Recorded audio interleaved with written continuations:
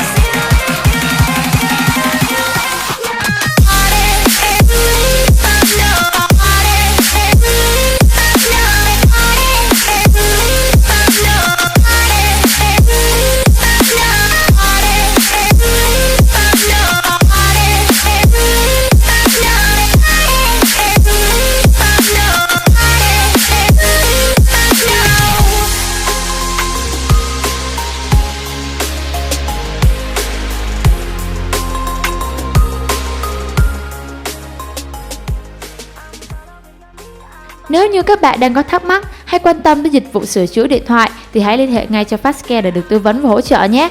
Bạn có thể tham khảo giá dịch vụ tại website Fastcare VN hoặc gọi trực tiếp về tổng đài miễn phí 1800 2057. Còn bây giờ xin chào và hẹn gặp lại các bạn trong các video tiếp theo. Bye bye!